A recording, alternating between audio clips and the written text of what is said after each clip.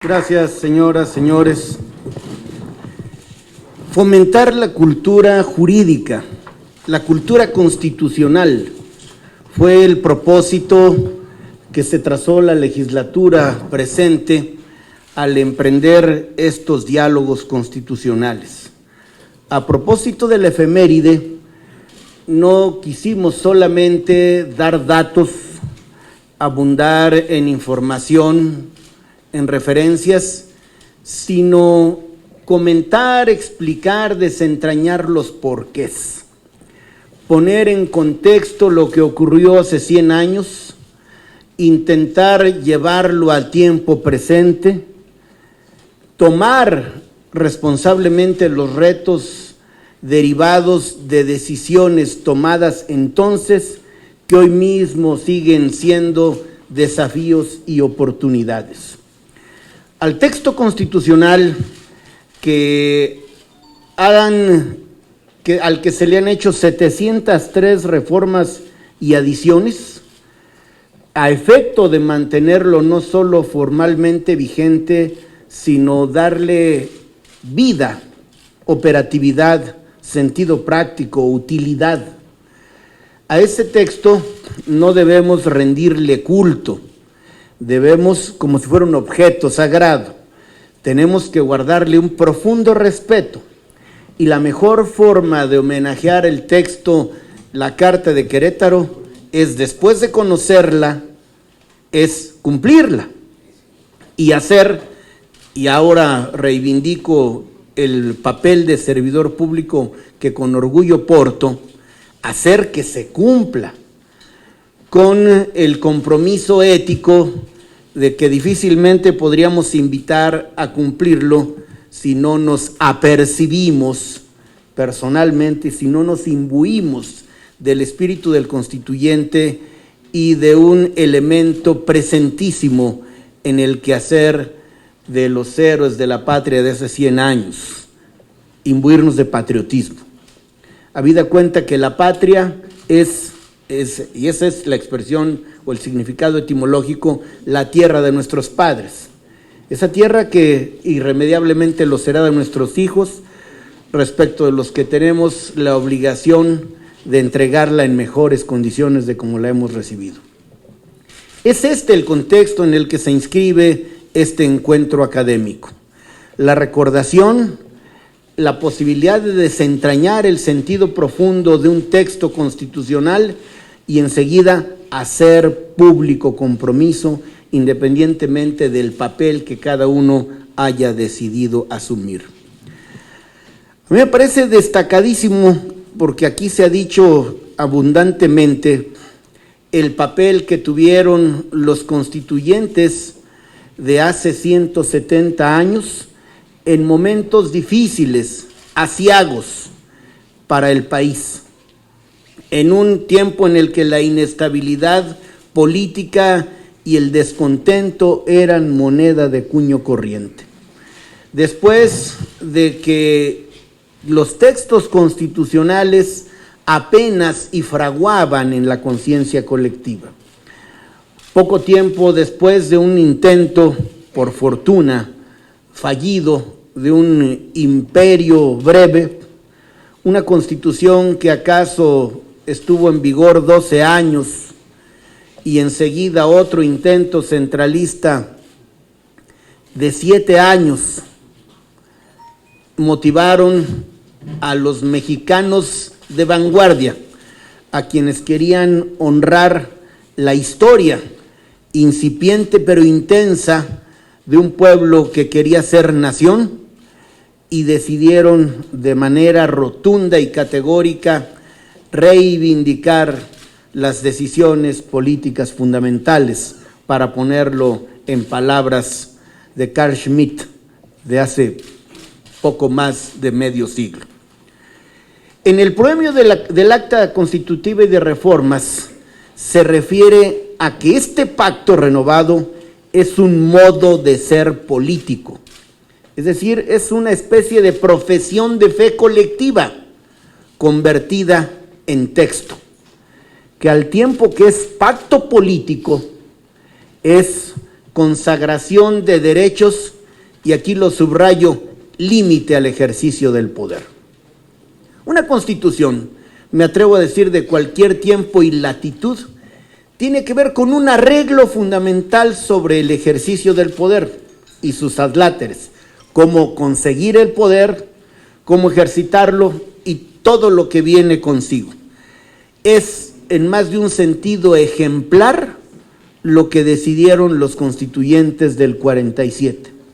Me atrevería a decir, yendo de lo general a lo particular, que la gran aportación al constitucionalismo de México en el mundo y del mundo es buscar el equilibrio en el ejercicio del poder. Es decir, tener en la Constitución, en esta que bien identificamos como el Acta Constitutiva y de Reformas, la expresión jurídica del poder democrático, que entonces fue un reto asumido y que hoy mismo sigue siendo desafío para esta generación de políticos y de ciudadanos. ¿Cuáles son algunas de las notas que vale la pena distinguir? Una que parece solo aritmética y es mucho más, su brevedad. La Constitución del 24 registró 171 artículos, las 7 leyes constitucionales del 36, 218, las bases orgánicas de 43, 202, la del 57, 128, la nuestra 136, la del 47, 30 artículos. Es decir, brevedad, concisión y diría yo, esencia constitucional. Enseguida, no quiero perder el hilo conductor de que expresé y lo quiero documentar, que es una constitución ejemplar en la búsqueda de la moderación y el equilibrio en el poder, que no es otra cosa, insisto, aunque poco se frasee así, que es el ejercicio democrático del poder. Allá va. Es la primera vez que en un texto constitucional se refiere a los derechos del hombre. Es decir, en el 57, como ya se dijo aquí, se dice en el artículo 1 que el pueblo mexicano reconoce que los derechos del hombre son la base y el objeto de las instituciones, pero la primera vez en la que se alude con sus letras a derechos del hombre es justamente en el texto de 1847. Enseguida, es la Constitución, no obstante que la del 57 recogió medularmente estos contenidos, la Constitución del federalismo. En la Constitución del 24, declaradamente federalista, no hay alusión alguna al sistema de distribución competencial. No existe. ¿Y qué decir de alusiones al municipio? Ninguna. No obstante que los ayuntamientos, sus gobiernos y los municipios, la entidad política tenía desde entonces cientos de años de haber sido creado. El Acta Constitutiva y de Reformas de 1847 establece el mecanismo de distribución de competencias que es el que formalmente, aunque con un fraseo distinto, mantenemos hasta ahora. Es decir, facultades expresas para las autoridades federales que no podrían, lo estoy diciendo con mis palabras, no están permitidas, es decir, no se podrían arrogar las autoridades federales ninguna facultad argumentando la falta de expresa restricción. Es decir, facultades expresas rígidamente consideradas. Ergo, las facultades no expresamente otorgadas a la Federación son de las entidades suscriptoras del Pacto Federal, esto es, de los estados del país. Adicionalmente, en la misma línea del equilibrio, la posibilidad de que el control constitucional de leyes sea mutuo. En un sistema político como el nuestro, que en el siglo XX fue un sistema concentrador de poder, De entre los tres poderes clásicos, el ejecutivo, y de entre los tres ámbitos de gobierno, el federal. En esta Constitución se establece, como dije, y ya lo comentaron, solo lo voy a subrayar, la posibilidad de que el Congreso pueda descalificar, pueda tildar de inconstitucionales las leyes de los estados, lo cual desde el ámbito de un gobierno federal fuerte no sería ninguna novedad. Lo novedoso es que las legislaturas de los estados podían, cuando menos, iniciar el proceso para determinar desde los estados si una ley federal, si una enmienda federal era inconstitucional.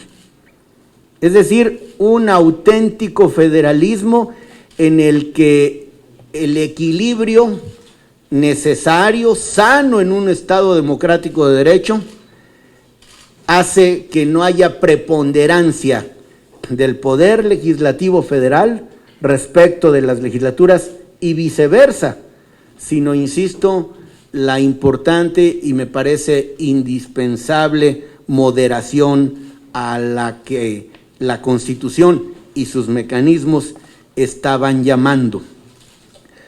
Una expresión más del control del poder es la decisiva, histórica aportación de Otero, la posibilidad de que el amparo, otra vez, producto del federalismo político, constitucional, judicial, provenía de un Estado, cuando la tendencia contemporánea es exactamente al revés, que se reproducen en los estados y ahora con la prolija expedición de leyes generales más, que se reproducen en los estados figuras jurídicas del ámbito federal. Esta es una muestra palmaria de que el proceso, a mi juicio, inteligente y federalista permite, incluso con actitud modesta, admitir en una constitución una institución jurídica que, por cierto, con el tiempo trascendió las barreras de nuestra patria y fue adoptada con sus adecuaciones respectivas en otras latitudes del propio continente.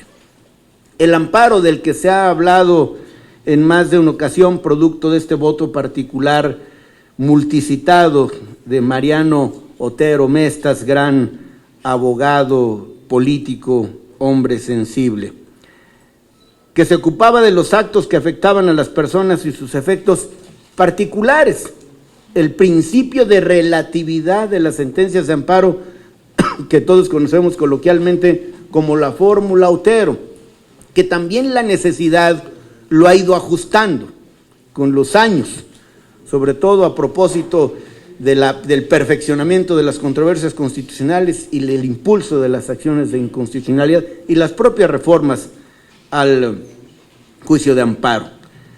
Y el reclamo del que hablé hace unos segundos, ocupado de revisar leyes tanto del Congreso General como de las legislaturas locales y con el efecto de anular las consideradas inconstitucionales. Así pues, establecer reglas de distribución de competencias, el control recíproco entre poderes legislativos federal y de los estados para evitar que se prohijara la inconstitucionalidad en las leyes, y esta última consideración no son sino manifestaciones del control del poder. De acuerdo a la antiquísima expresión primero de Locke y enseguida de Montesquieu, de que el poder solo puede limitar al poder, evitar la concentración del poder que casi de manera natural puede conducir al absolutismo, es hacer que la ley, léase, la Constitución, impida la concentración de poder, ayude al ejercicio equilibrado y moderado del poder, pensando, y aquí viene un cambio radical en la manera de concebir una Constitución, no en las autoridades, aunque sea un juego de palabras, no el poder para los poderosos, sino cómo arreglar que el poder le sirva a los ciudadanos, justamente evitando que cualquier autoridad de buena o de mala fe pretenda transgredir el espacio competencial que la propia Constitución le da. El sufragio universal, el juicio de amparo, el control de competencias, el federalismo, son algunas de las notas esenciales del Acta Constitutiva y de Reformas de 1847, que hoy mismo no solo nos da la oportunidad para la recordación, sino para tener presente que lo único que puede justificar el ejercicio del poder, que siempre es ese poder otorgado, derivado, producto de un mandato político y jurídico, al final lo único que importa es el bien de la patria. Es para introducir un elemento adicional producto de nuestro constitucionalismo del siglo XX, es un constitucionalismo social, no solo democrático en su asunción y en su ejercicio, sino por el énfasis y el subrayado en el aspecto social que ha hecho del constitucionalismo mexicano uno singular y diferente. Por eso estoy complacido, porque la enseñanza del derecho o el aprendizaje del derecho no puede quedarse en las visiones académicas, sino para algunos, yo me inscribo en esta corriente, es el marco, la referencia y la estrella polar para la actividad política, que no solo puede buscar eficiencia y eficacia, sino legalidad, constitucionalidad, porque en esa medida habrá justicia. Por eso estoy muy complacido y termino felicitando a los organizadores, al CEDIP, dándole cumplidas gracias a los ponentes, a quienes tengo profundo reconocimiento, respeto, afecto y gratitud. Al maestro Gamas Torruco, al maestro Barragán, a mi muy querido y respetado maestro don Jorge Fernández. No es porque no tenga el grado, todos lo tienen, maestro, porque su magisterio es una vocación de vida de la que yo mismo me he beneficiado. Y a Leoba, mi amiga, directora de nuestra Facultad de Derecho, muchas gracias por hacer las veces de eficaz e inteligente moderadora. Gracias. Gracias. Dos apuntes, si me lo permiten. En 1847, como lo comenté hace unos minutos, fue la primera vez en la que con esta expresión, con estas palabras, se alude a los derechos del hombre, pero además, y en esto es donde quiero recalar, se insiste en que estos derechos se reconocen, a diferencia del texto del 17 que hablaba de otorgar garantías individuales. Es la reforma en derechos humanos de 2011 la que hace, entre otras dos enmiendas, cambiando la expresión garantías por derechos, que me parece lo técnicamente correcto, porque la garantía es el vehículo para resarcir el derecho. Es decir, y el derecho mismo es aquello de lo que gozan las personas. Y otra cuestión que me importa mucho mencionar es que el texto constitucional del 47 hace una clasificación de las garantías como hoy mismo se siguen estudiando en las escuelas de derecho: garantías de libertad, de igualdad, de propiedad y de seguridad, tal cual, con lo que nos permite advertir el ingenio o el genio jurídico de los hacedores de la Constitución de 1847.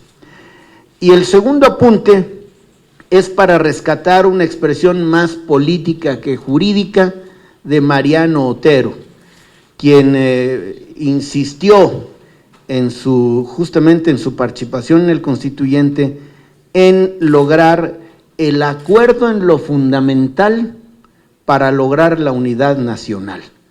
Es decir, partiendo de la base, y hoy más que en todas las etapas de su historia, México es plural y diverso, no solo son respetables, sino son bienvenidas las visiones distintas sobre México, sus retos y la manera de acometerlos.